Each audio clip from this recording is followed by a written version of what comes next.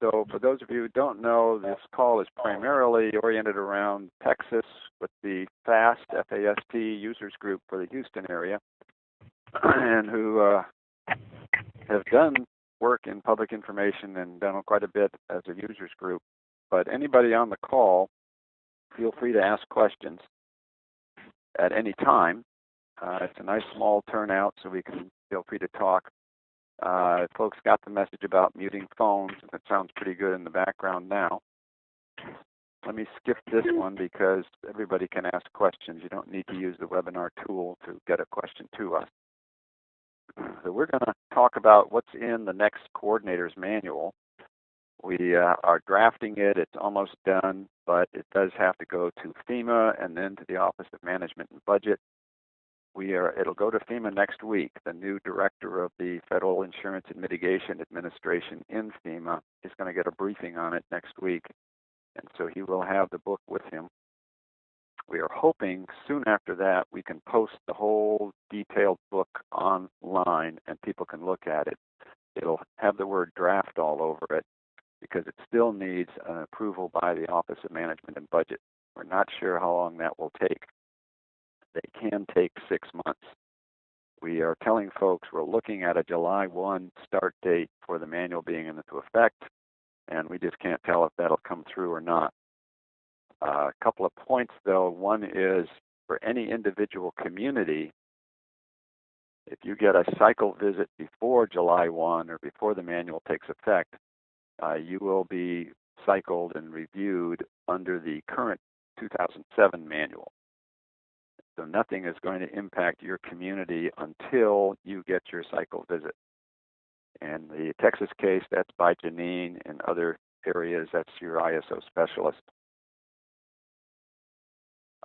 We will talk about a possible exception to that based on the multi-jurisdictional program for public information. But generally, just about every case, nothing will impact you. So if you're not scheduled for a visit till 2013 or 2014, you've got plenty of time to look at the new manual and make adjustments as you need. While we can't give you the exact details because we're still getting them reviewed by FEMA, we can give you a summary of the changes. And on our website, there is a summary, an overall summary of all the changes, and we've had several webinars scheduled on that. And then there's a separate summary of activities 330 and 370, outreach projects and flood insurance promotion. That summary is titled Developing a PPI, a Program for Public Information, and it's going to stay or eventually morph into a separate publication. What the manual does is focus on scoring, and what this separate publication focuses on a step-by-step of how to develop the program. It doesn't have a lot on scoring, but it does have more of a how-to develop the kind of program that we will be scoring. Because the PPI is central to everything, we want to cover it first and then talk about how to score or how the credits are for 330 and 370. I think they'll make more sense if we cover the PPI first in this document. And it says questions at the end. There'll be questions at the end and questions anytime you have one.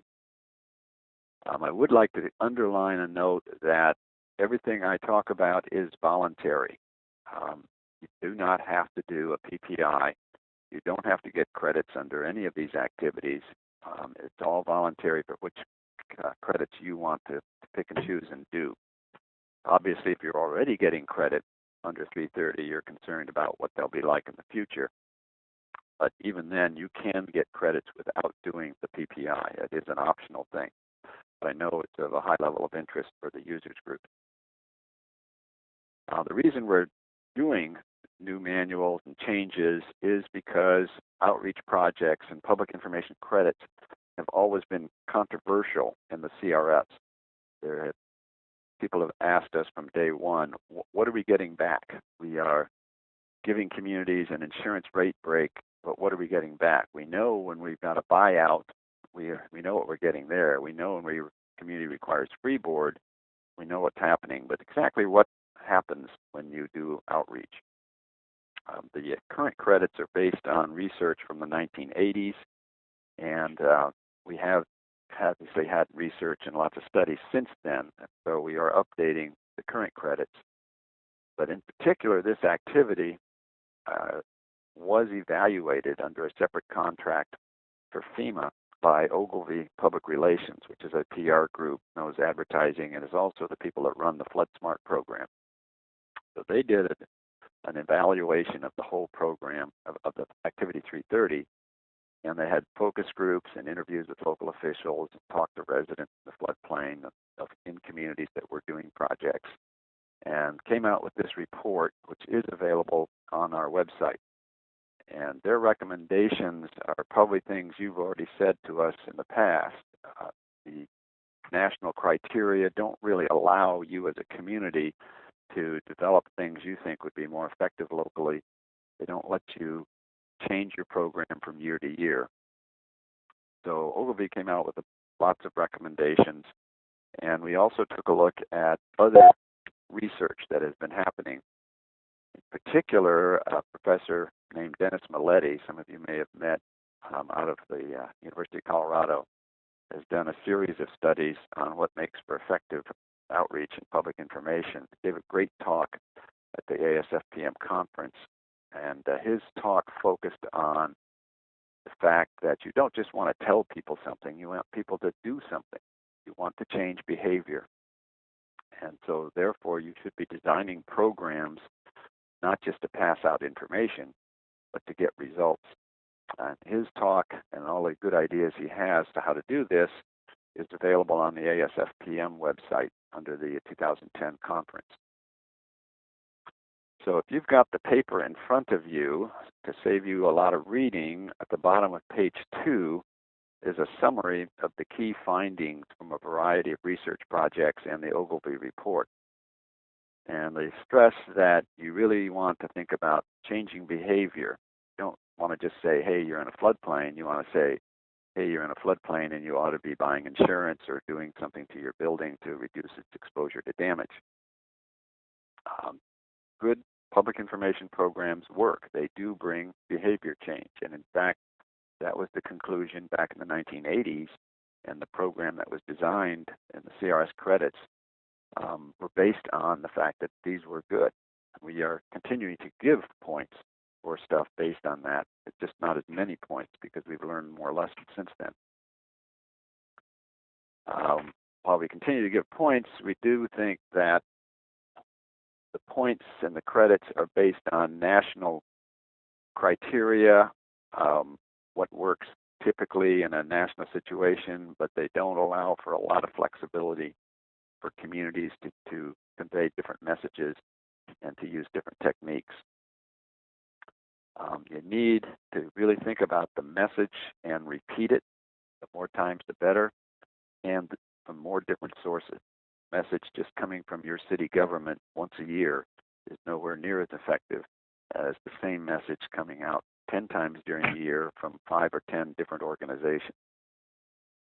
And so we want to redesign, or we have redesigned the whole credit criteria to encourage that. And you also need to be able to evaluate and revise your program at least on an annual basis. So that's key findings that were used to design the PPI, which is the centerpiece of the changes.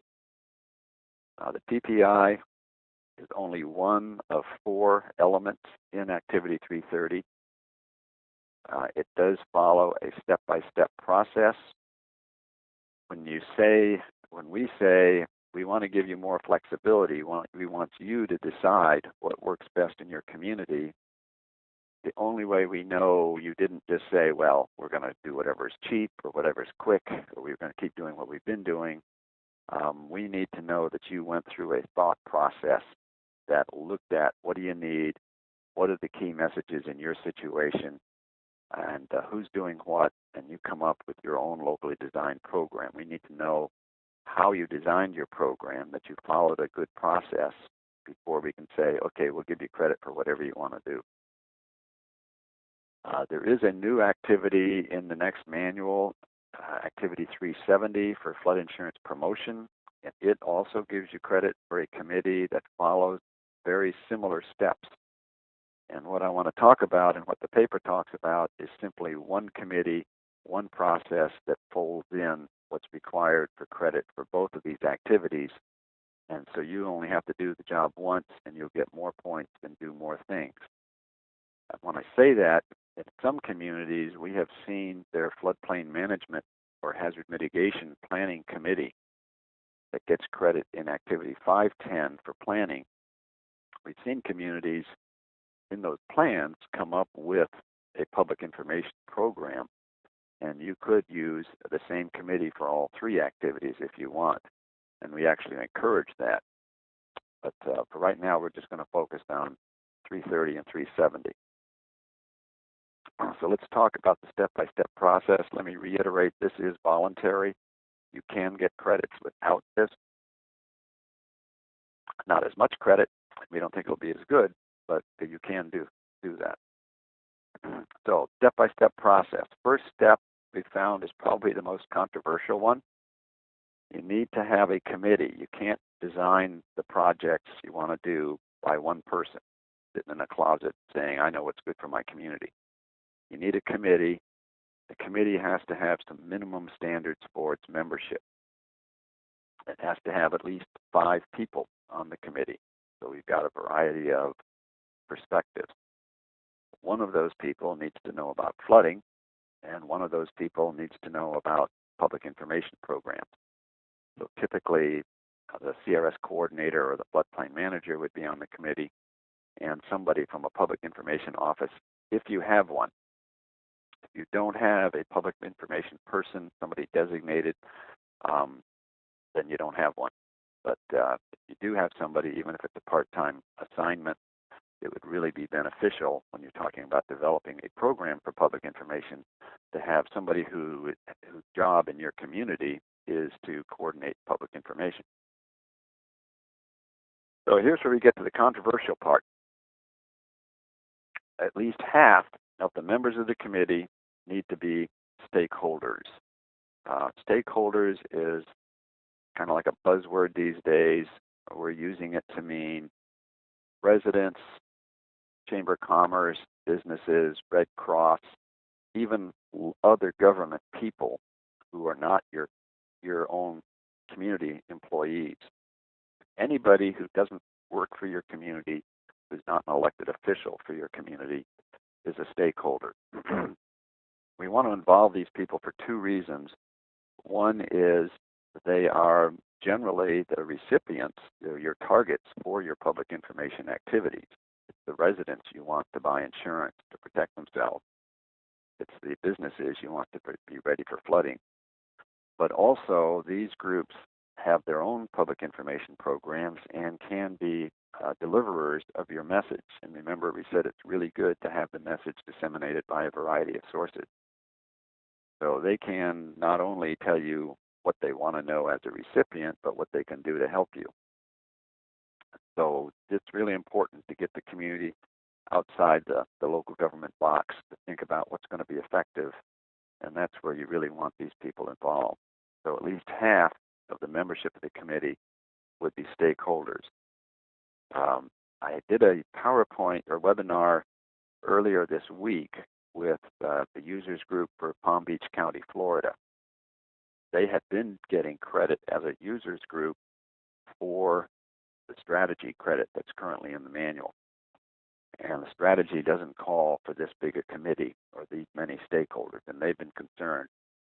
And so I went to, they sent me their annual report for their strategy, and it was pretty impressive for a county-wide thing. They had like 18 projects that they were doing every year. And so I went through the 18 and pulled out a bunch of them that actually already involve stakeholders. You can see for number 1, they do an annual exposition at a shopping mall, and most of the exhibitors are actually private folks, not government people. They've convinced the phone company to put several pages in the yellow pages on the messages they're doing. So when they stop and think about it, you probably are already involving stakeholders. The question, of course, is how do you involve so many? Let me get to the fact that a couple more points on the committee.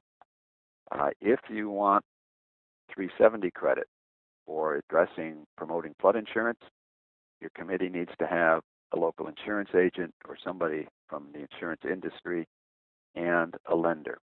So these are the key factors involved in getting people to buy insurance. So what you're looking at is the criteria for if one community wanted to pick up and do a PPI, this is what its committee would look like. I know there's a lot of interest in what we call a multi-jurisdictional committee, which would be like at the FAST level, at the users group level, or at a county level.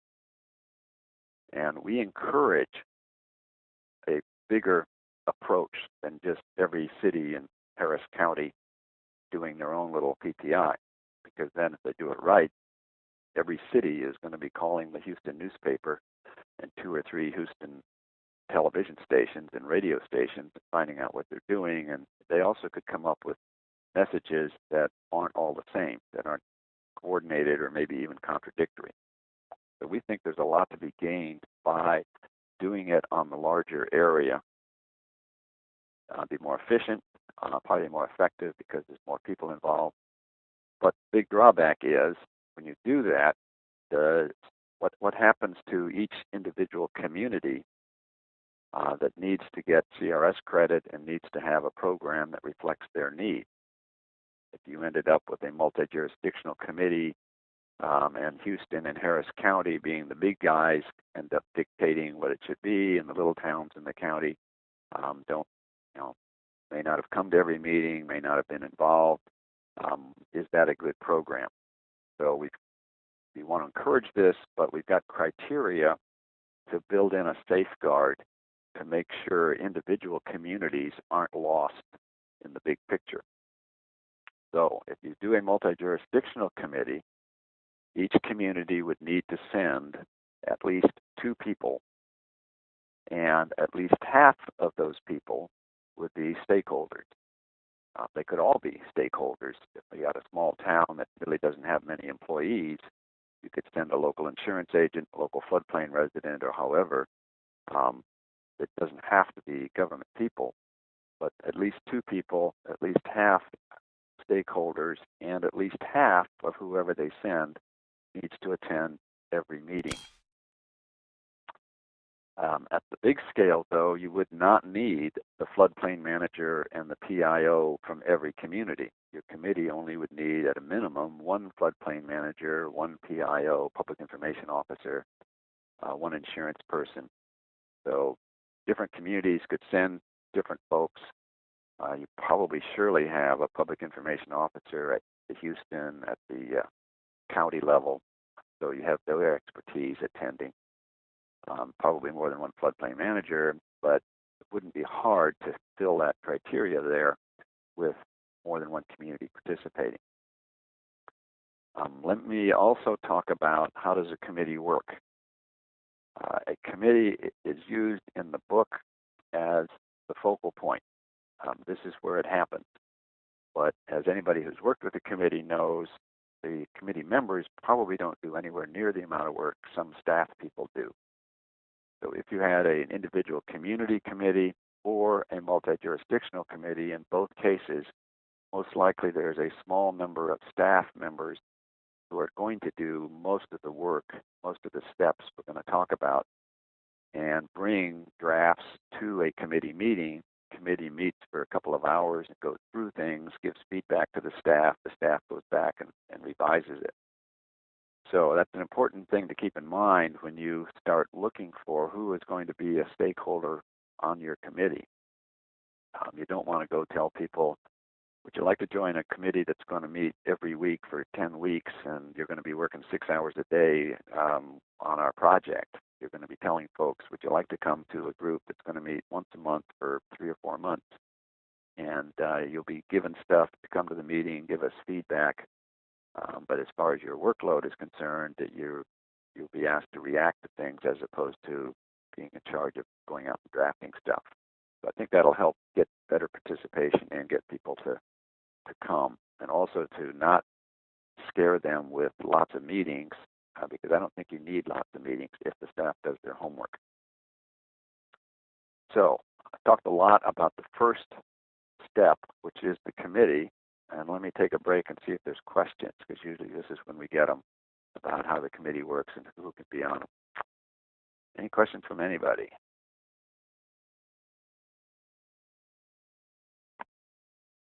Your phones are muted so well, I hear no noise. I'm hoping people can still hear me. If somebody could speak up and say, yes, you're still awake there and you can hear me. No questions here at FAST. Wow. Okay. Yeah, we can hear you. Great. Appreciate that. That's the downside of muted phones. So let's move on to the next step. So you got your organization set, and you can start the next step before your committee is set. But what you need to do is figure out, okay, we're going to do public information. What do we really need? We need a needs assessment. And starting on page 5 of the handout, there's 4 parts to the needs assessment. The first is figuring out what do we got out there. We know not all floodplains are alike, not all flood problem areas are alike, and they need different messages for different areas. So you may already have a floodplain management or hazard mitigation plan that kind of divvied up the different flood problem areas to look at them differently. Most of those plans probably don't do that.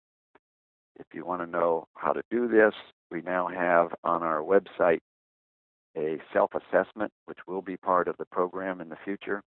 It is a voluntary thing to help you for situations like this, where you need to figure out what are your target areas. So the self-assessment walks you through a step-by-step process of taking a look at the problem areas, and you end up identifying different areas because they have different conditions. In this scenario, we've got a coastal area.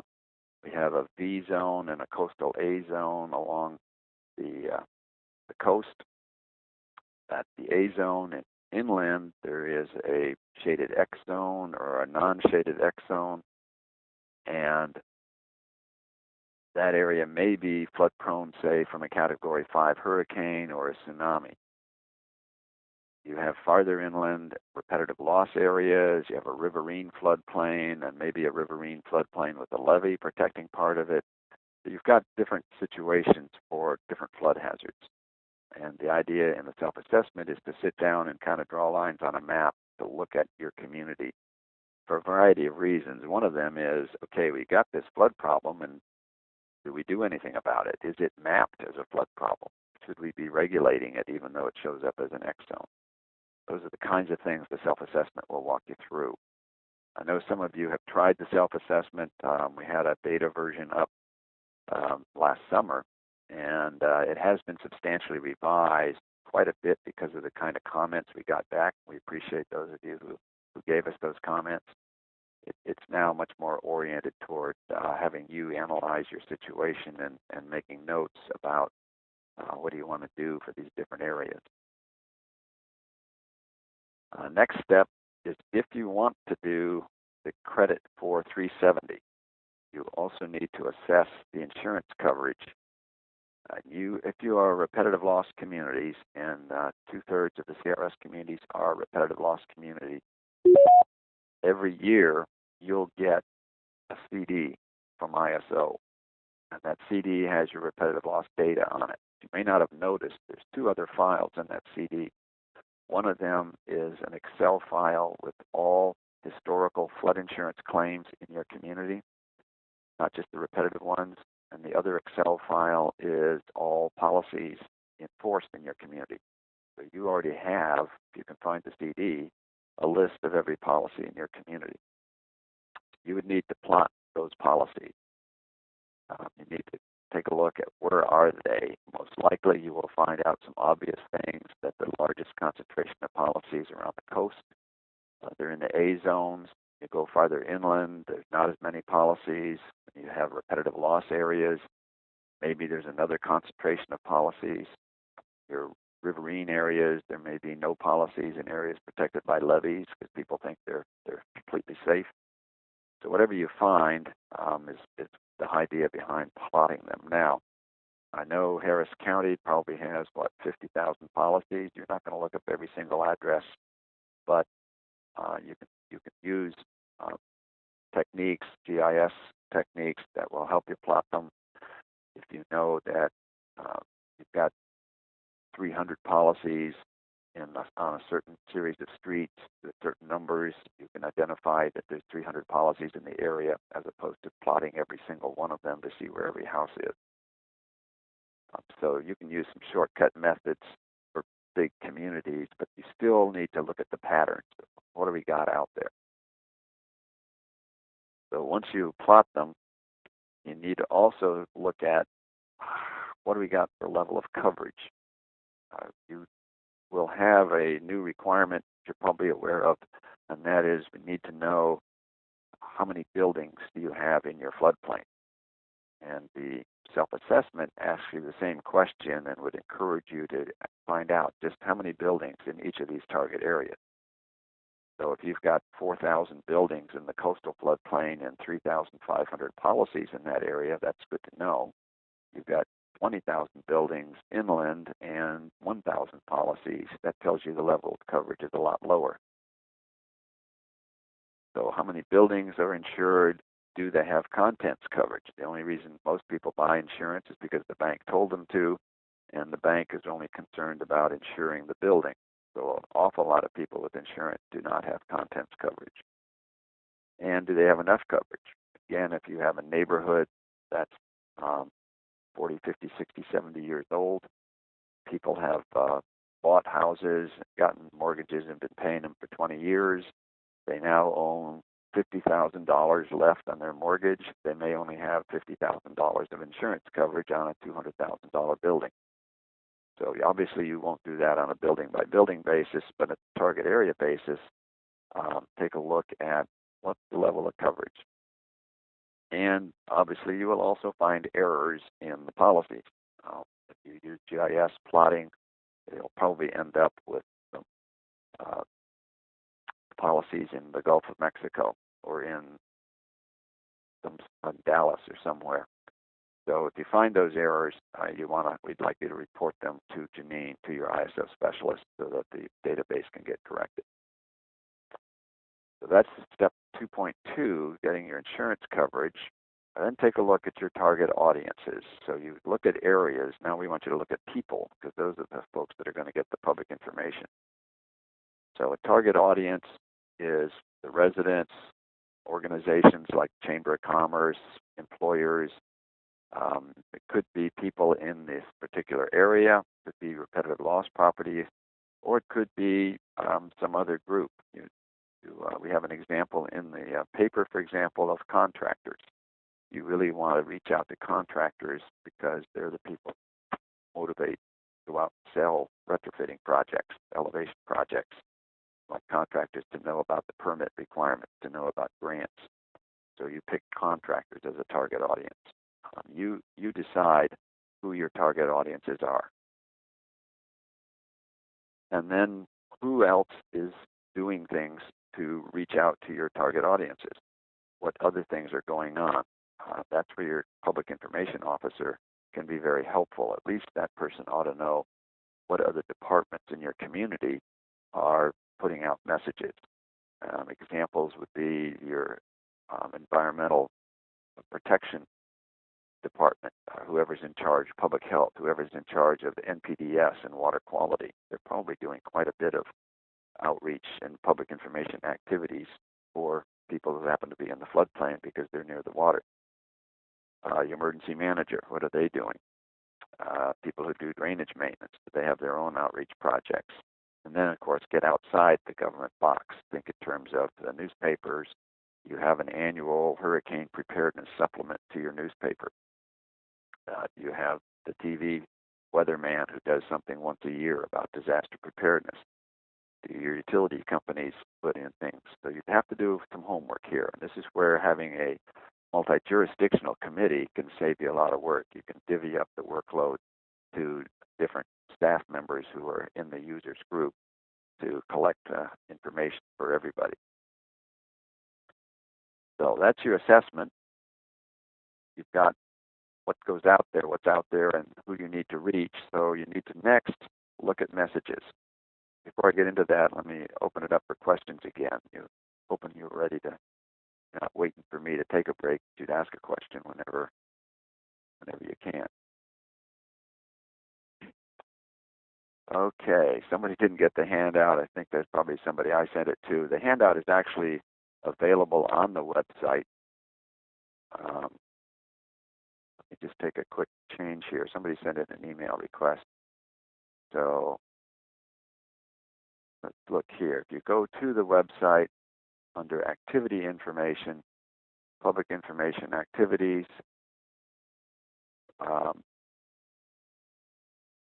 right here, developing a program for public information, should have actually a February 24th date on it now. That's the handout. You don't actually need to get it emailed to you, but you can download that at your convenience. Any questions from folks who want to ask one on the phone?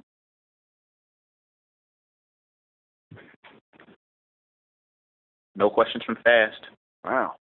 Is this the FAST I've been to meetings to? Is this the same people? Exact same people. Wow. Well, maybe they've heard it too many times from me. We're informed. Okay, well, let's talk about messages then. You know who you want to reach. You know what the problems are in the floodplain because you've picked out target areas. Some have a lot of development pressures. Some aren't going to be developed at all. Some have historical floods. So what are the right messages to those audiences?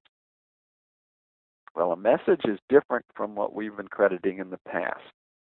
In the past, we've been crediting 10 topics with a couple, 2 or 3 paragraphs needed to be said about each topic. And if you were missing something, you didn't get all the points. We're reversing all of that and talking about messages. Messages are maybe one sentence. We want to make sure that it is something that clearly says, what should you do? This gets back to changing behavior. So we want to make sure you start getting permits. We want you to buy insurance coverage. We want you to evacuate. So the message is something short and sweet. Or it could be some basic information like you should find out if you're in a floodplain. And if it's something like that, then you really should add, where can you get more information? Check with the map determination office that you're in a floodplain. Or you should find out the evacuation route for your property, and here's the website you can go to find it.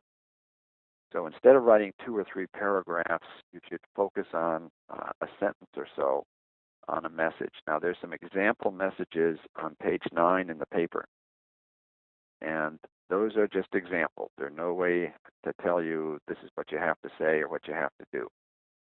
But they are organized under 6 topics, not the 10 topics we used to have, but you can see these 6 look pretty familiar. Everything in the old 10 topics is really in the 6. But again, instead of having to say who the permit office is and what you need a permit for, you can make your own messages based on what's needed at your community. And if it comes under the flood-related topic of build responsibly, then it's fine with us if your message has nothing to do with the floodplain but talks about local drainage, for example.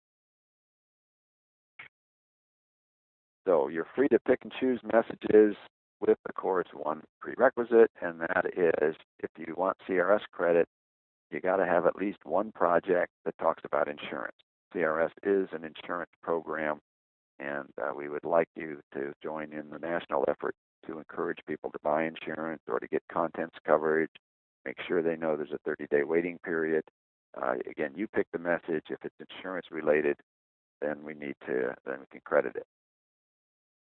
Now, you notice there's only 6 topics, and that's the basis of the scoring. So if you had more topics covered, you'll get more points, and I'll show you how. If you'd like to cover more than 6 topics, then you do need a PPI. So if you are doing a PPI, you have the ability to add up to 4 more priority topics, and those can be on anything as long as it's related to flooding or disasters. Generic disaster information, such as inventory your contents. That's good information. It's good for flooding, but you may be putting that out as get ready for any disaster. So you can pick and choose, and these topics could be categorized under the earlier six. For example, you have a topic of protect people from the hazard. So you can have messages related to that, or you can add even more topics, such as know your evacuation route, turn off the utilities, whatever you want to pick as a topic. So you pick the messages, we'll categorize them into topics. You'll probably categorize them also. That's a key for scoring, we'll tell you later. When you do that for a PPI, for every message, you need an outcome. And an outcome is, what do we want people to do? So you don't want a message that says, let's tell people they're in the floodplain. What you want a message is, let's get people to do something. Let's help make sure people would buy insurance, or they'll start getting permits, or they'll quit dumping stuff in the ditches. So you have to pick an outcome. What do you expect in result? Don't confuse outcome with outputs. An output is, we're going to send out 10,000 mailings. The outcome is, we want people to buy insurance. So they do need to have some kind of measurement where possible. Obviously, when you're talking about we want people to buy insurance, you can measure if you're successful, if you're reaching your outcome, because we'll give you every year a complete list of insurance policies. You can measure that with last year's to see if any results are happening. Other things that are measurable and objective would be things like how many people applied for a permit, how many truckloads of crud did you take out of the ditches? Has it changed over the years? Are we taking out less crud?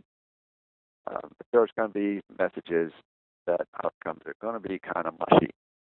A good example is you want people to evacuate. So if the hurricane warning is issued, you want everybody to evacuate the barrier island. That's a great thing, and you can measure it, but you can only measure it when the hurricane comes, and that may not be for another 10 or 20 years. So how do you know you're successful in between? You may have to rely on your committee members, what they hear on the street, what they talk to their neighbors. This is where having a lot of folks in the committee helps.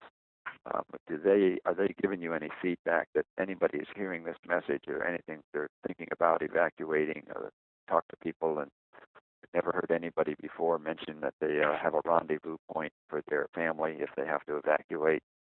So you think, well, I think the message is starting to get across. So it may be subjective, but as much as possible, try to make them observable and measurable. So we have at the bottom of page 10 some example messages and some example outcomes. We want people to know they're in a floodplain, so are people starting to ask more questions? We want people to have insurance. Is the number of policies going up? We want people to quit driving around barricades and getting their cars stuck in the water. Are we having fewer water rescues? So you pick the messages and think of what's the best way to measure whether that message is having an impact, whether it's changing behavior. So you got your messages figured out, what you want to tell folks during the coming year. The next step is to come up with projects. How are you going to tell them? How do you deliver your messages? So in the past, we've talked pretty much about mailers and newsletters, and that's where your big points are. Think a little differently now. Obviously, projects could be brochures and mailers. Think differently about what would really work. This is the neat placemat. The state of North Carolina made thousands and thousands of copies and distributed free to restaurants along the coast. So when a tourist comes in and sits down at the restaurant, they know nothing about hurricane warnings or evacuation, but they do know they've got to wait for somebody to take their order and somebody to deliver their order, so they start looking at the placemat in front of them and start playing with it, and the message starts getting across about evacuation and some of the concerns. Folks have hazard awareness days or hazard awareness weeks. If you've got a park or an area on the beach where you can put signs up related to flood protection issues, you have shopping mall presentations or booths or fairs, even activities for the schools, all sorts of things are projects. So whatever you think is the best way to get the message across, remember the more times something's repeated, the more times people see the message from different sources, the better. You pick and choose your projects, but at least one of them needs to be on flood insurance for 330 credit, and for 370 credit, not only would it have to be on flood insurance, but we need to see active involvement of at least one elected official. Probably the easiest way to do that, probably most of you are already doing it, and that's your annual outreach project, say to floodplain residents. You put it on the letterhead from the city and have the mayor sign it. That shows people, hey, my elected officials are behind this. Or it could be a presentation made by a council member. It could be a variety of things, but we want something in there that shows that the elected leaders of the community support the idea of getting flood insurance. So you got your projects. Now, the projects are pretty much what's credited for 330, but this is a program for public information. So look at the big picture. What other public information activities are there? We credit quite a variety. Your website, your library, your technical assistance, all of these are things that should be coordinated. Your website, for example, ought to have the same messages and background information on topics that the messages are talking about. So if your message is something like, you need a permit for development, find out more at the website, then your website would have more details on what is development, how do you get a permit, what do they cost, maybe even have the permit application form on the site. Have that all coordinated, and you'll have a bigger impact. And because of that, for several of these activities, you will get more points if the activity did to the PPI. A good example, a real simple little example, is the real estate brochure. Activity 340 is real estate disclosure. Let's say you get so many points for that, but if you had a PPI that included somebody from the real estate industry, and you decided in your PPI you really want a brochure to tell people to check the maps or call this number to find out if they're in the floodplain before they buy the property, you could work out the wording with the real estate person and get more points for their involvement in the project. So you've got a list on page 13 of all the activities that overlap or have a public information aspect. All of those could be involved in your PPI also. And on page 14, you've got 7 activities that have prerequisites for either publicity, to publicize the service, or there is an outreach project for a prerequisite or for extra points. So if you want to look at all of those too, again, to make sure that you are well coordinated. So you look at all of that, you look at your projects you want to do for outreach and the other things like the website and the library. You got to put it all together in some kind of document, some kind of master plan. Now that could be a 50-page document, but we think you can probably do it a lot briefer. There's an outline described here to make sure you pick up things like what did you do for the assessment, who's your target audiences. But actually, we think a lot of communities might want to go to the spreadsheet approach. And this spreadsheet is on pages 16 and 17 of the paper. And it follows your thought process. Who's your target area? Who's the audiences? And what's the messages you want to tell them? What's the outcome you expect from the messages? And what are the most appropriate projects? Now notice the projects are outreach projects, OP3, OP4, but also other creditable activity in the CRS. So they are coordinated. So you want people to find out about the flood hazard, and you've decided that doesn't mean we're going to tell you you're in or out of a floodplain. That doesn't really impress people much. You want them to know what is the depth of flooding at their property. You want them to know about wave heights and what past floods have done to buildings. I would think people, for example, on the Boulevard Peninsula would want to know more than, yeah, you're in a floodplain, so all you got to do is buy insurance, because they had a huge number of buildings that were completely wiped out. So You pick the messages, you figure out the outcomes. We want people to know more so we can measure that they're learning more by the fact that they're visiting the website, they're calling in. And so you are having a combination of making sure your map information service has more than just what the firm says, but talks about depths and waves and past floods. And you want to go out to folks with some outreach projects, and your website will have all that information on it. So that's where you come up with your list of projects. Your document needs to also say who's going to do it and when's it going to get done. So it's not just a general thing, yeah, this would be a good idea. You've got assignments, timetables, so things would get done. So that's your document. Put it all together. You have to take it to your city council or county council to get it adopted. For big communities, there is an alternative to going to the council, because I know that can be a big job. If you look on page 15 under 6.2, it states that there is an alternative, and that is if you have a department that has been delegated flood and public information responsibilities and has a budget to do it. So in effect, if the head of your Department of Public Works or community development or whatever is in charge of flooding has a budget and is allowed to go out and design stuff and do stuff without going back to the city council, then you would not have to go to the city council to get approval. But we will ask for documentation that shows that they have that authority. I'm thinking in the case of Houston that your flood control district, Harris County Flood Control District, might be in that situation. That they may well have the authority to implement lots of stuff on behalf of the communities. It's something we could look into, and they might be the group you want to go to. Each individual community in a multi-jurisdictional plan, though, will also need to get their own individual city council to sign off on this if they want the credit.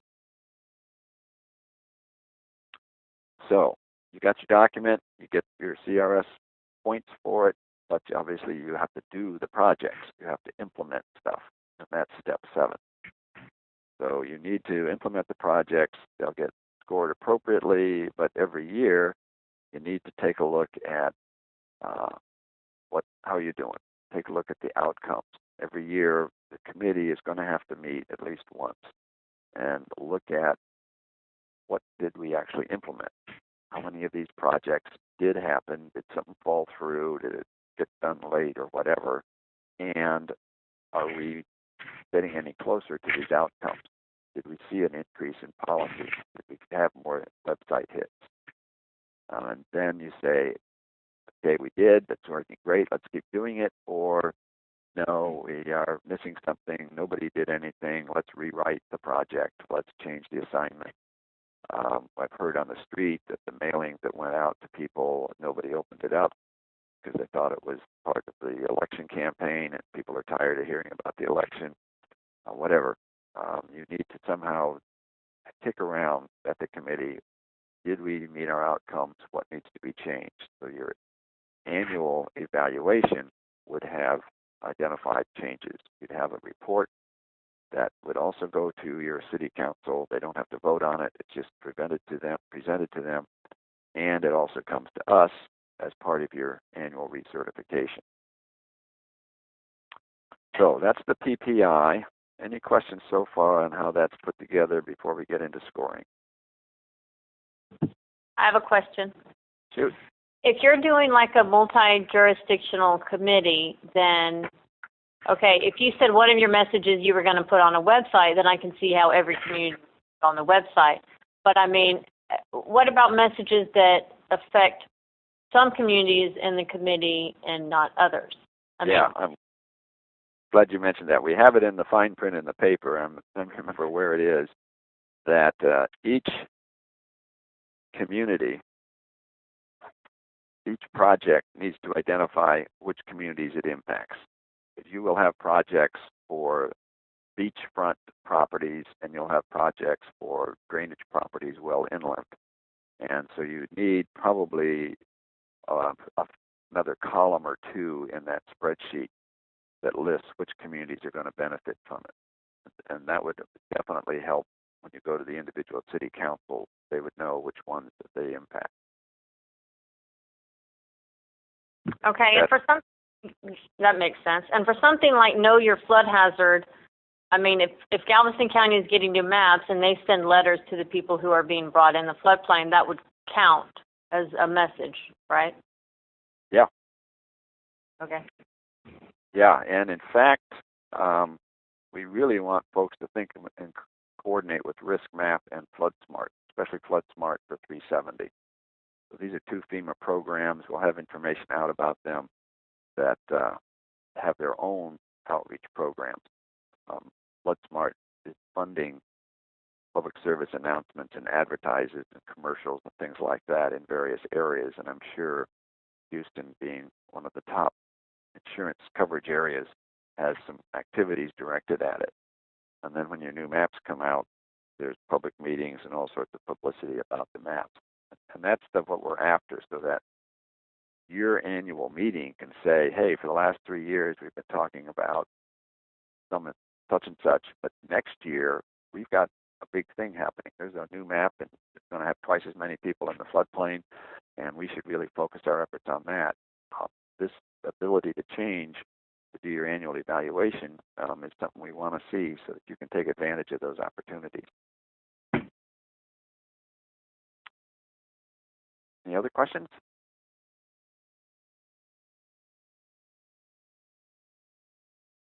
Let's talk scoring then. Activity 330. Now, what you're seeing in this box is in that other paper, the one that talks about all the changes in the whole program. And this box is there, so you can get a hold of it by downloading that other paper on the website that's on the home page. We've got 4 activities in 330. The big one by points is doing outreach projects. Let's start with that. You know what the messages are, you know what your projects are, because we talked about it in the PPI. You don't have to have a PPI to get this credit, but I did want you to know what a message is and what a project is. So what counts is for 3 different kinds of projects we credit. The first one is informational materials. That's something like a brochure that just sits there. It's on a shelf, it's on a display case in City Hall or in the permit office. People go by and they happen to see it and they pick it up. So a website message would be considered that also. It sits there, you have to go get it. If you want to reach out to people, whether they ask for it or not, you go out to people that make presentations, send them mailings, send them newsletters, putting signs up in the floodplain, having cable TV callers. The people aren't just happen to dig for it, find it. People are getting the message. That's worth, those are outreach projects, and that's worth 2 points per topic. The big points are targeted projects. These are projects where you've identified a target audience, and you're going after them. You're giving stuff tailored to them. It's clear in the project that this is directed to them for whatever reason, like their property is in a flood-prone area.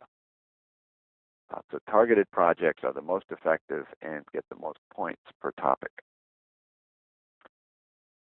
If you do not have a PPI, you don't go the PPI route. You obviously, part of the PPI route is to identify target audiences. So if you don't do the PPI, there's only 4 target audiences we will credit.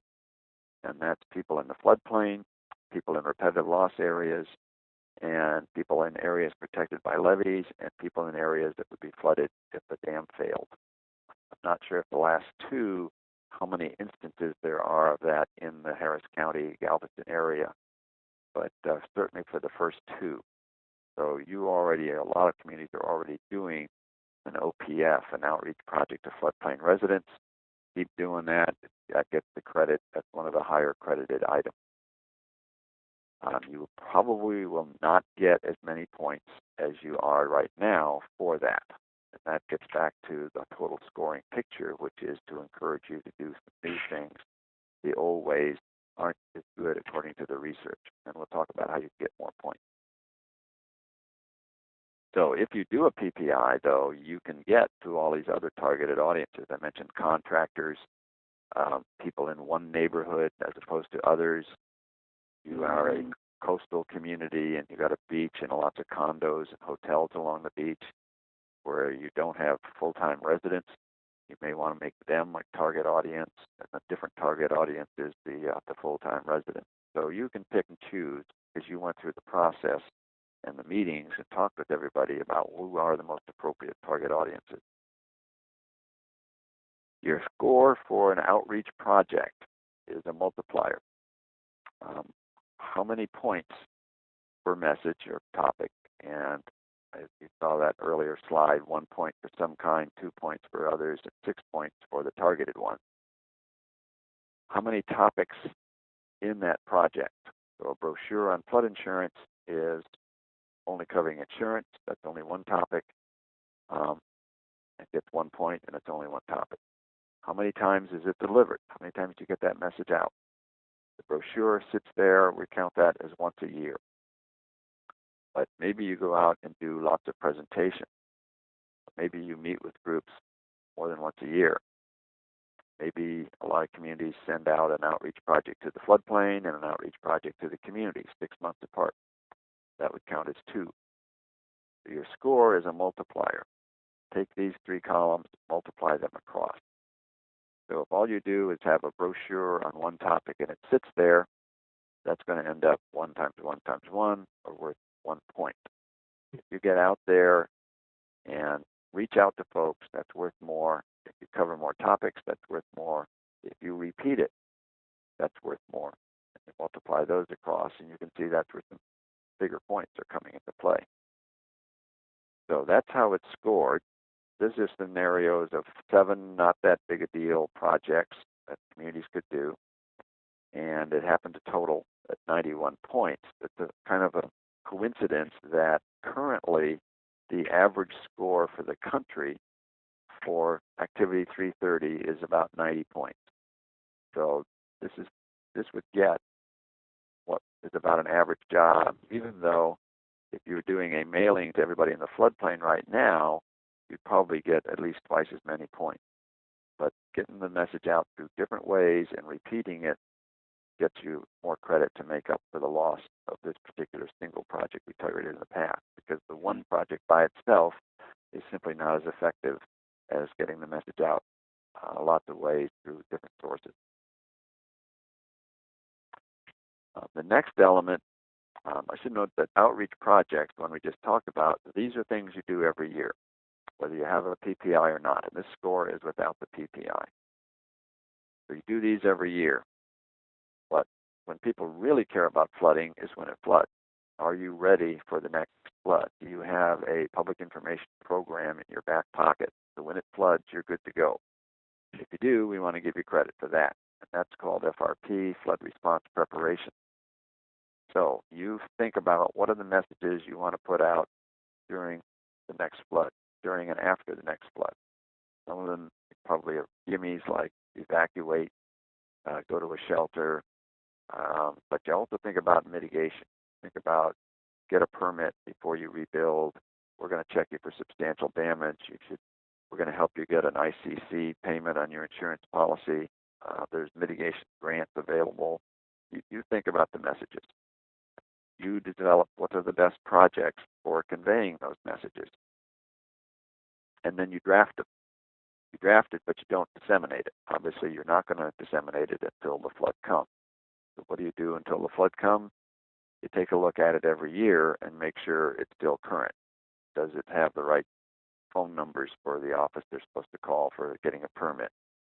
Are the permit fees up to date? If it's still the same message you want to give, you saw the next town flood, you figured you should revise your messages. So you update them every year.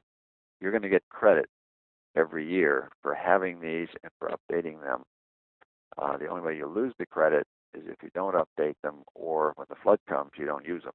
You do need to distribute them and implement it when it floods. So here's some example messages related to a flood. Don't go in until you've been inspected. There's some ways you can mitigate your building while you make the repairs. Don't forget the permit. You think of these messages, they will fall in under the topics. If you have a PPI, you can add topics to be more specific of what you want to put across. You come up with the projects, something to inform the media about your messages, some PSAs. This, I think, is going to be one of the most effective ones. The best way to get to folks when they go back to their house is when they get to their house, there's a message or a project waiting for them. So they're hanging on the door that says, don't go in till you got it cleared and get a permit, whatever messages you want to have. So these are credited the same way as an outreach project. A handout is an informational brochure. The door hangers are a targeted audience. Those are targeted for flood victims. And how many topics do you cover, and how many times are they delivered? And there's a maximum of 50 points for having this ready, these prepared and ready to go. So let's talk about getting more points on top of those projects. There's two ways to get extra points or bonus points. First is if you have the PPI. If your PPI includes the projects on that spreadsheet, for example, each of those projects, when you implement them, when we score them, they'll get a 40% increase in their credit. So if it's worth 10 points, it's in your PPI, it'll be worth 14 points.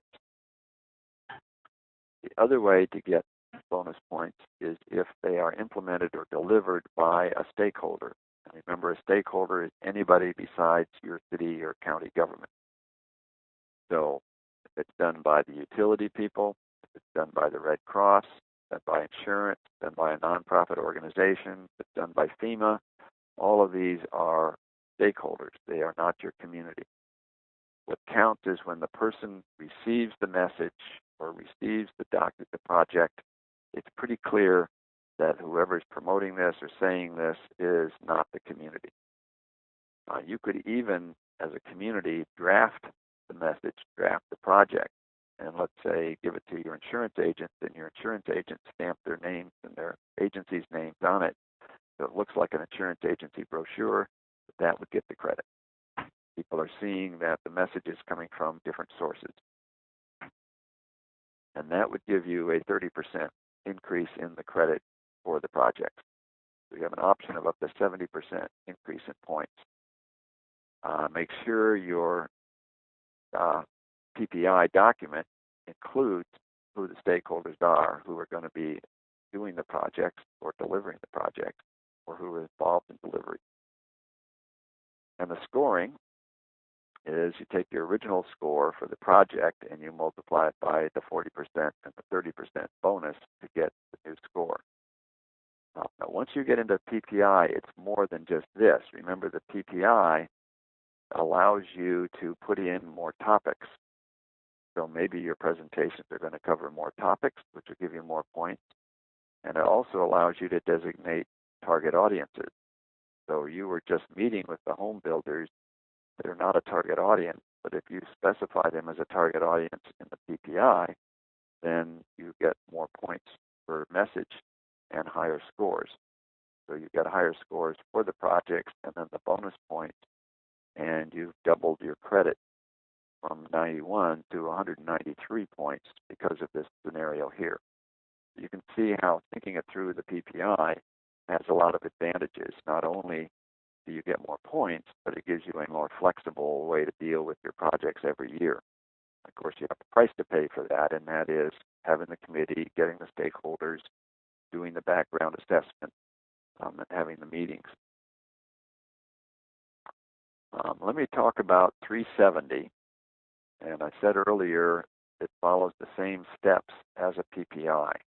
You can do them separately. You can have a assessment of flood insurance coverage without a committee. This can be entirely a staff job. This is what we spelled out earlier in terms of plotting the properties, seeing what kind of percentage of coverage do you have. But if you want to get into more points, you'd have to put together a plan for how you're going to increase insurance coverage. And that would have to have a committee with the insurance agent and the lender on it. So why not have it on the same committee as your PPI? The most points for 370 are for implementing the plan, and that's for doing the projects. And those projects would be scored the same way as outreach projects with the PPI and the stakeholder bonuses.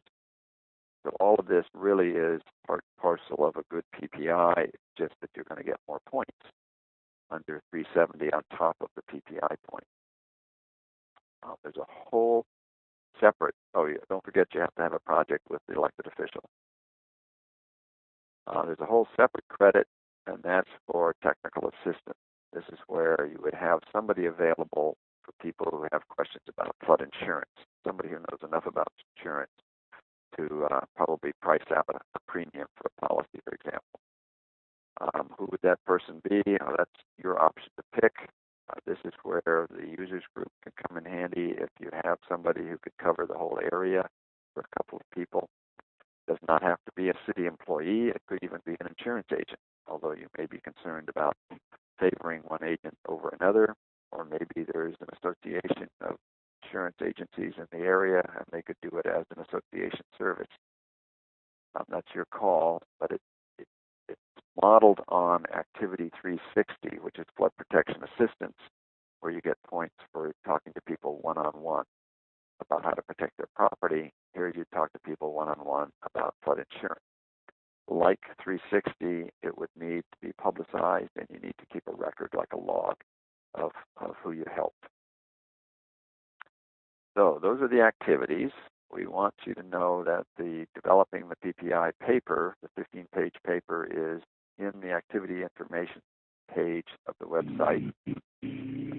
Also, on the outreach website page is a PDF of this PowerPoint. And we do have the subscription to being updated. So if you put your email address there, hit subscribe, we'll make sure that when we change the website, this paper gets updated. If there's new webinars coming out, when the manual hopefully is posted on the website, you'll get an email notification that something's changed. So, how about questions?